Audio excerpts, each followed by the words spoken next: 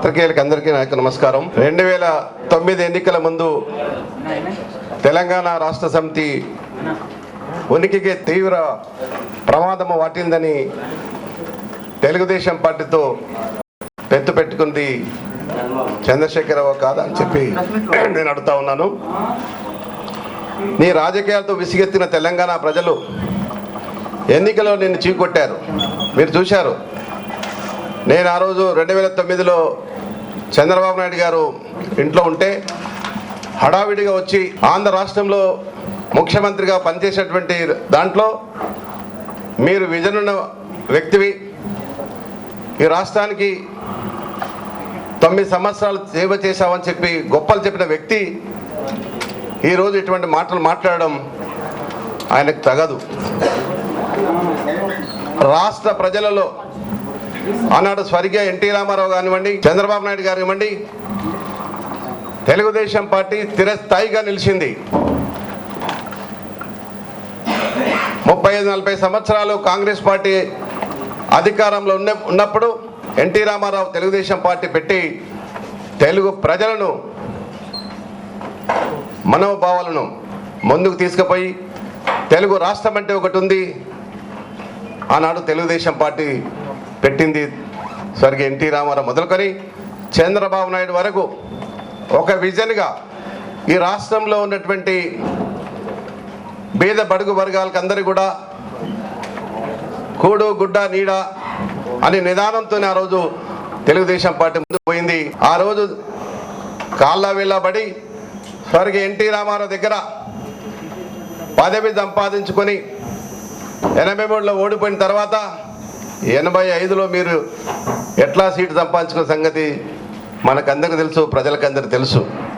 అయితే అసెంబ్లీ వెలుపల కూడా కాంగ్రెస్ ప్రభుత్వం తీర్మానం ప్రవేశపెట్టితే సహకరిస్తాం అని తెలుగుదేశం పార్టీ 2009 ఎన్నికల్లో స్పష్టం చేశాం. ఈరోజు కూడా పార్టీ వైఖరిలో ఎటువంటి మార్పు లేదు. కానీ మీరు నిరాహార దీక్షగా కూర్చున్నప్పుడు ఏ విధంగా మీరు ప్రవర్తించారో చూశారు. కానీ మీరు నిరాహార దీక్ష కూర్చున్నప్పుడు తెలుగుదేశం పార్టీ అధ్యక్షుడిగా చంద్రబాబు నాయుడు గారు వచ్చి మిమ్మల్ని పరామర్శించారు. ఉస్మానియా యూనివర్సిటీలో విద్యార్థులు కొడితే మొట్టమొదటిసారిగా తెలుగుదేశం పార్టీ అధ్యక్షుడు చంద్రబాబు నాయుడు గారే ఇది అమానుషం, ప్రజల మీద పోలీసులు లాఠీచార్జ్ చేయొద్దు అని చెప్పి వాళ్ళ మీద ఉన్నటువంటి కేసులను ఎత్తివేయాలని చెప్పింది చంద్రబాబు నాయుడు కాదా అని చెప్పి నేను అడుగుతా ఉన్నాను. అయితే సమైక్యాంధ్ర ఉద్యమాన్ని పెట్టుదారుల ఉద్యమంగా మీరు చేసిన ప్రస్తావన ప్రజలకు అందరికీ తెలుసు.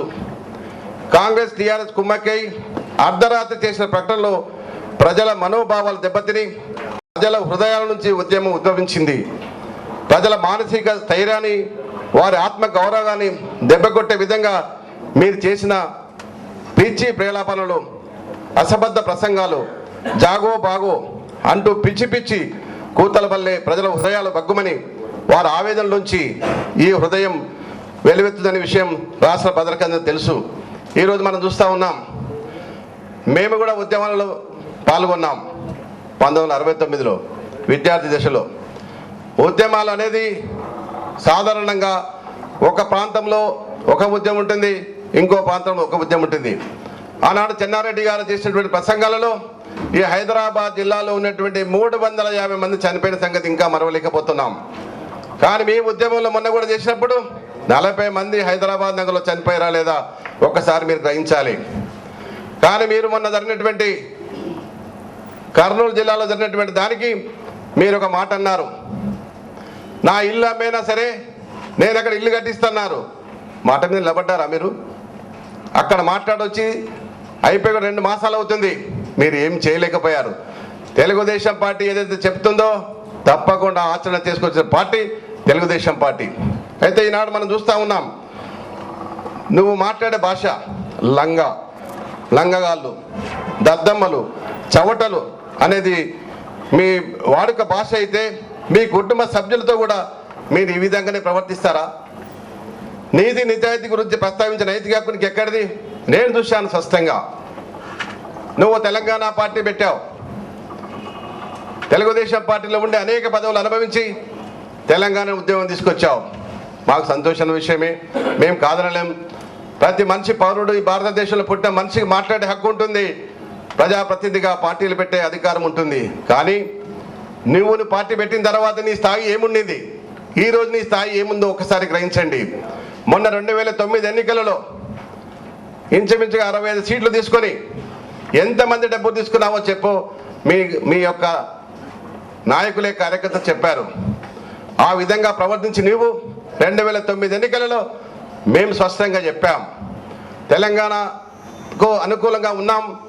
తెలుగుదేశం పార్టీ టీఆర్ఎస్ కలిసి పోటీ చేసినా ఏ విధంగా ఎన్నికలలో మనకి రిజల్ట్స్ వచ్చినాయో మనకు అందరికీ తెలుసు.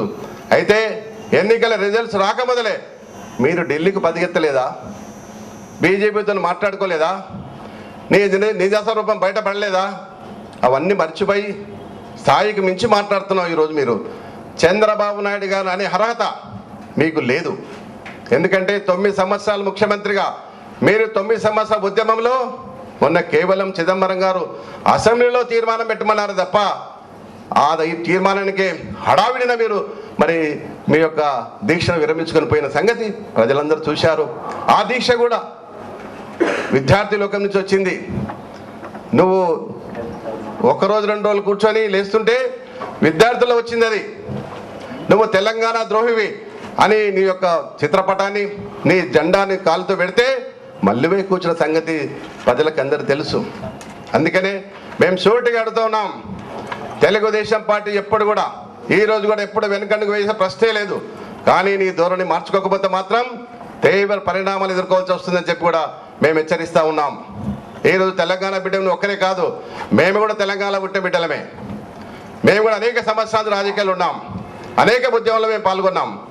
కానీ మీరు ఈ 9 సంవత్సరాల ఉద్యమంలో ఏ భాష వాడారు, ఎన్ని విధాల మీ నాలుక దూరం మారింది ఒక్కసారి చూసుకోవాల్సిందిగా చంద్రశేఖరరావు అని చెప్పి మేము హెచ్చరిస్తూ ఉన్నాం. అయితే ఈనాడు కాంగ్రెస్కి అమ్ముడు పోయి ఈరోజు మనం చూస్తూ ఉన్నాం, కేవలము ఆ ప్రకటన వెలువడినప్పటి నుంచి తెలుగుదేశం పార్టీ అధ్యక్షుల మీద తెలుగుదేశం పార్టీ మీదే మాట్లాడుతున్నావు తప్ప నువ్వు జగన్ మీద ఎందుకు మాట్లాడలేకపోతున్నావు ఒక్కసారి సూచిగా అడుగుతున్నాను నేను. ఇదంతా కూడా నువ్వు జగన్ కలిసి చేసిన నాటకంగా నేను భరించవలసి వస్తుంది. ఈరోజు జగన్కున్నటువంటి పత్రిక మీద కానీ జగన్కున్నటువంటి సాక్షి టీవీ మీద కానీ ఎందుకు నువ్వు మాట్లాడలేకపోతున్నావు?